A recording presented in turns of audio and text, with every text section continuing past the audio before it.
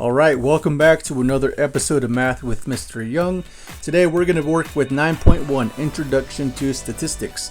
Our standard is 6th grade statistics and probability A and B, and our objective is that we're going to be able to identify statistical questions and use data to answer statistical questions. Our mathematical literacy, we have mean, median, mode, and range, as well as statistical question, measure of center, and measure of variation.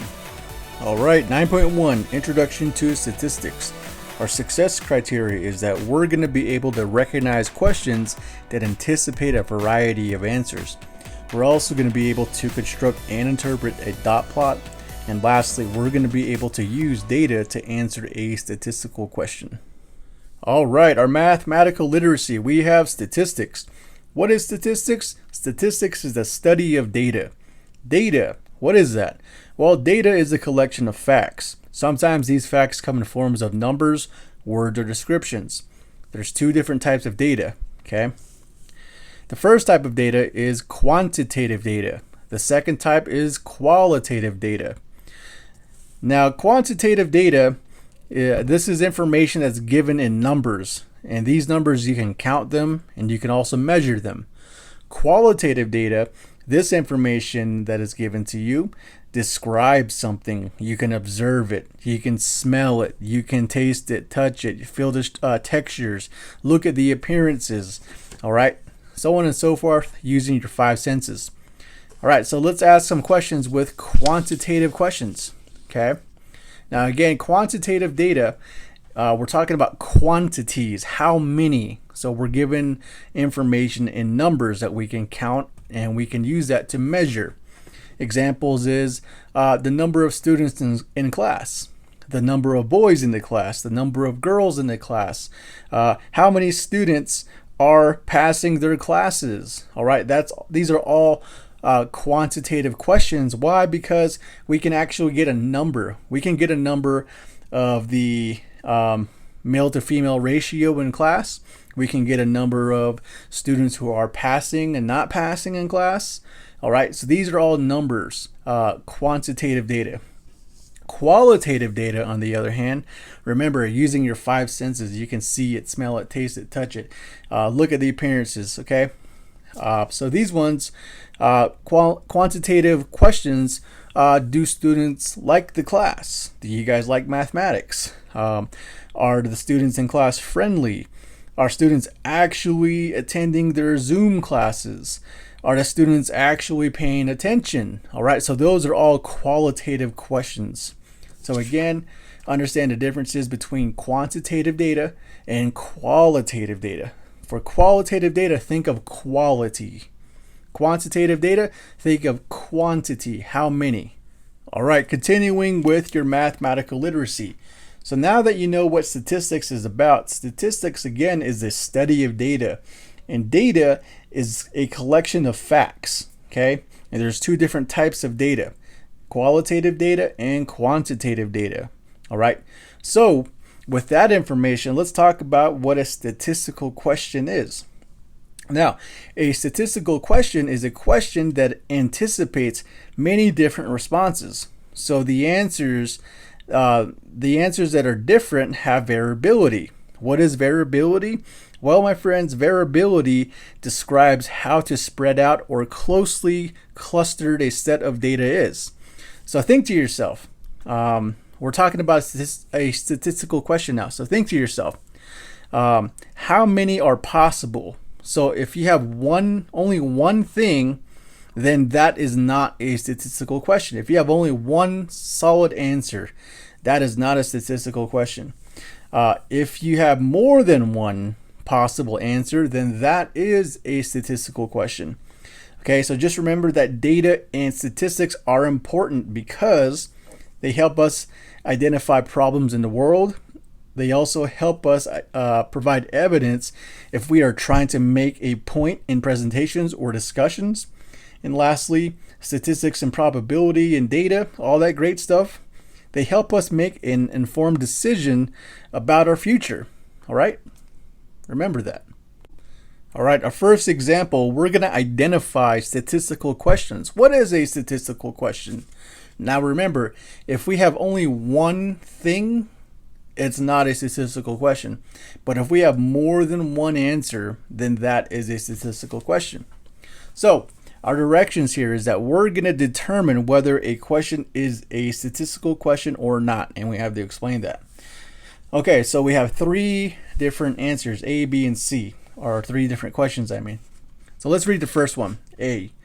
How many countries start with the letter Z? Well, of course, you would probably have to jump on Google and answer that question. But if how many countries start with the letter Z? Well, if you think about it, because there's only one answer, that is not a statistical question. Because, so, only one answer. It is not a statistical question. For an example, if you were to go onto Google and ask a question, how many countries start with the letter Z? You probably get like, I don't know, 106. Just for an example. That's not true, by the way. I'm just, throwing an answer there. But you're only going to get one definite number. So because you only get one answer, this is not a statistical question. Okay? You guys catching on now? Let's look at B.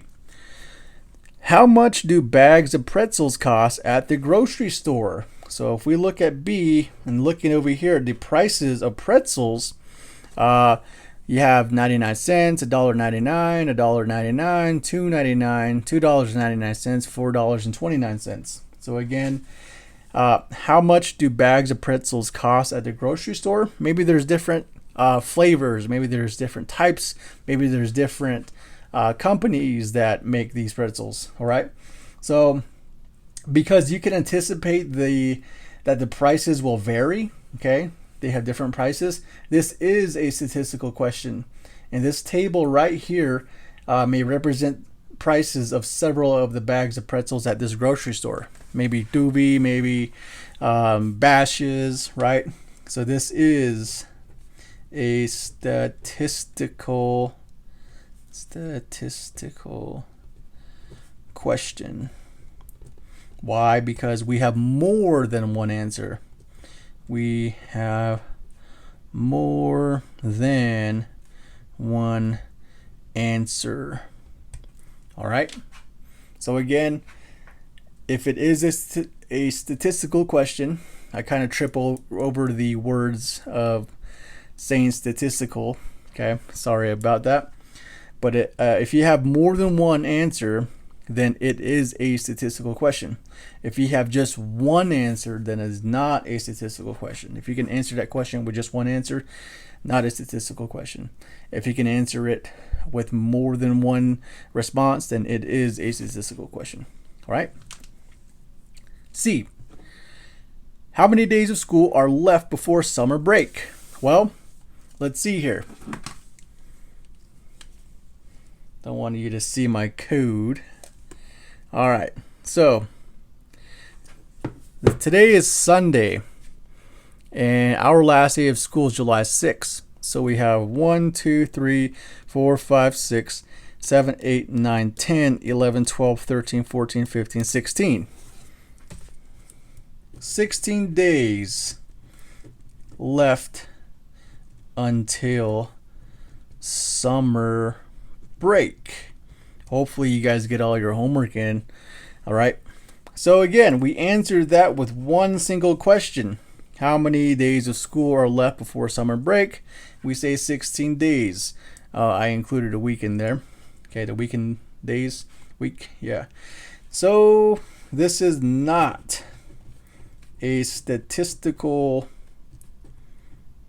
question. Why? Because I only have one answer, 16. All right, so hopefully you guys are catching on now. All right, with our next example, we're going to talk about displaying data. How do we present information, okay? So once you collect data and you organize it, you want to display it with charts and graphs or diagrams, okay? So for an example, you could use a pie chart, you could use a two-way table, you could use line plots, histograms, scatter plots, box plots just for examples. And now if you use a box plot, just remember that you're going to have a maximum, a minimum, your lower quartile, upper quartile, your mean, median, mode, and range, all that good stuff. We'll get into that later. But for right now, we're going to use a dot plot. So we're going to plot using dots. All right, so on the left hand side I have a diagram, and remember that a diagram is just a fancy way of saying a picture. Okay, so so here you see these little dots here. That's what I mean by dot plots. Okay, so it's in degrees Fahrenheit. It looks like this is a thermometer, and that thermometer, again, this is quantitative data. Okay, so we're given numbers. We can measure this. In this case, we're measuring in degrees Fahrenheit with temperature using the U.S. customary system. Okay, degrees Fahrenheit. So let's go ahead and read this. You record the high temperature every day while at summer camp in June. Then you create the vertical dot plot. So vertical is up and down, just like the y-axis. Okay, so we made a vertical dot plot here. So we have 3 different questions that we need to answer. Okay, so find and interpret the number of data values on the dot plot. So we had to find all the values on the dot plot and then interpret it. Interpret means understand. So here's all the information. Let's see here. Let's count. We have 1, 2, 3, 4, 5, 6, 7, 8, 9, 10, 11, 12, 13, 14, 15, 16, 17, 18, 19, 20, 21, 22, 23, 24, 25, 26, 27, 28. Okay, so there are 28 data values on the dot plot. Okay, so you were at camp 28 days. So you were at camp 28 days, pretty much about a month or 4 weeks. All right, that's pretty much it. B, how can you collect these data? What are the units?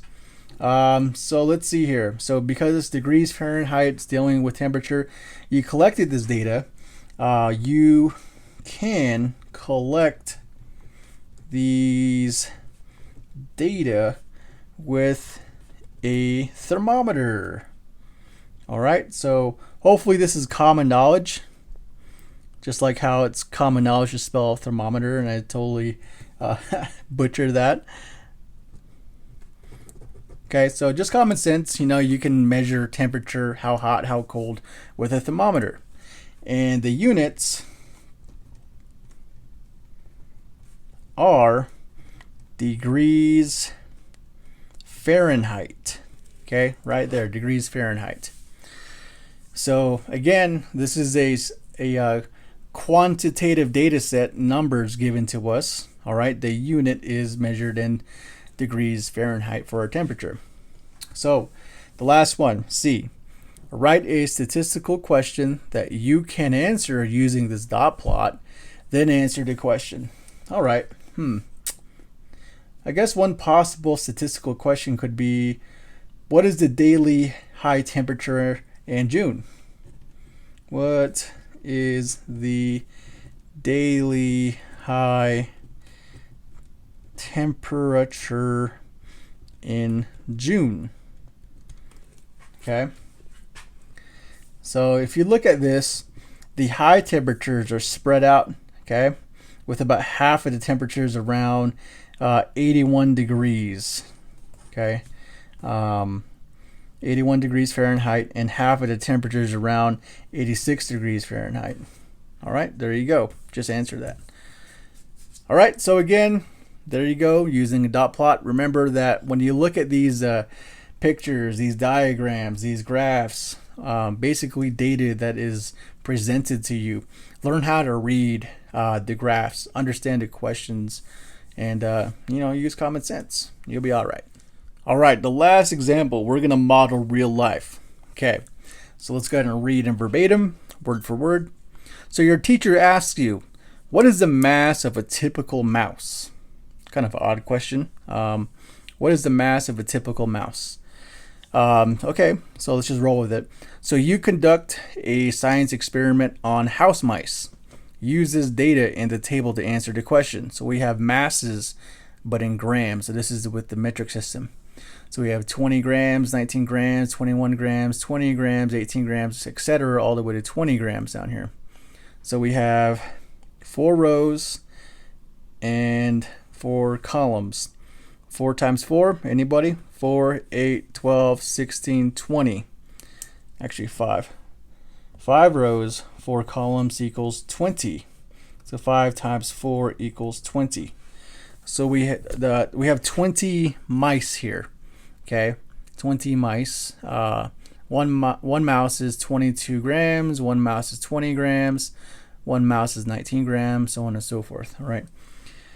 So again, your teacher asks you the question, what is the mass of a typical mouse? So it looks like we got to get like an average here or something. So you want to understand this problem. You know that the masses of several mice here, okay, so it's given to us there, and we're asked to use the data, this data, to answer this statistical question. What is the mass of a typical mouse? So we need to display this data in a dot plot, and we also want to identify any clusters, peaks, or gaps in this data set, and then use the distribution of the data to answer the question. That's what we want to do. So here's what I mean. So what we're going to do is we're going to go ahead and use, let me find a piece of paper. Let's see here. I'm just going to go ahead and fold it, make a straight edge. All right, I'm going to make a horizontal number line. Last time we used a vertical number line with the temperatures, so I'm going to use a horizontal number line. In other words, the x-axis. Okay. And remember that this is mass, but in grams. So this is going to be the metric system. So let's see here. Just looking at this data set, let me start with like maybe 16, 17, 18, 19, 20, 21, 22, 23, 24, 25, 26, 27, 28, 29, 30, so on and so forth. Remember that this is grams, okay? So let's count all the ones that are 16 grams. I don't see any. 17 grams. Nothing. 18 grams. I see 2 of them. So 1 dot, 2 dots. Okay, you'll catch on to see what I'm doing. 19 grams. Let's see here. We have 1, 2, 3. Okay.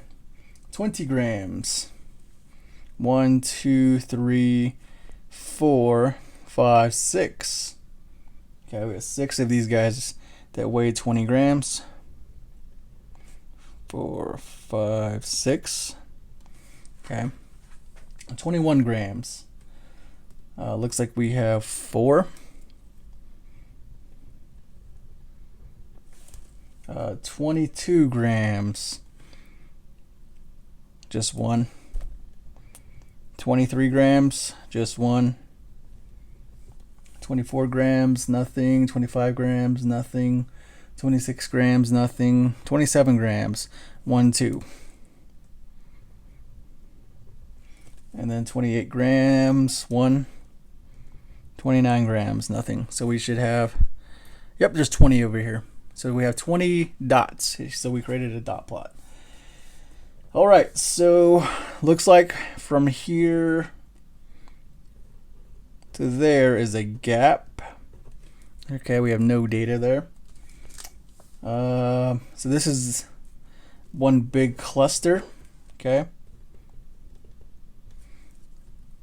And 20 here, this is gonna be the peak because that is, 20 has the most dots on it. So that's the peak. All right, so again, we displayed the data with this dot plot here, and we identified the cluster, we identified the peak, and any gaps in this data, and then we showed that right here visually. And then we're going to use this distribution of this data to answer this question. What is the mass of a typical mouse?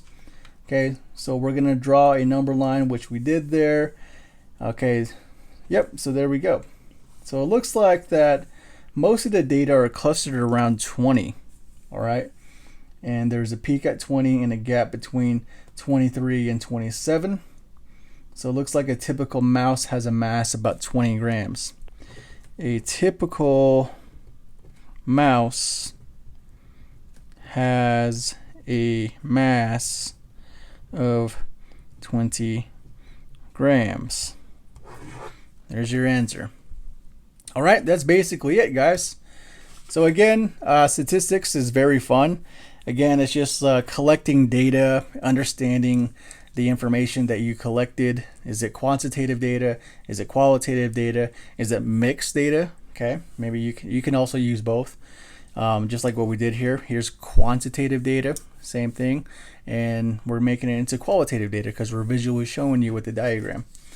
All right, so again, make sure you ask your teachers for help and ask questions. All right, so for 9.1, by now you should be able to recognize questions that anticipate a variety of answers. You should also be able to construct and interpret a dot plot and also use this data to answer a statistical question. All right, guys, make sure you guys get all your homework in, ask questions, and we'll see you guys later.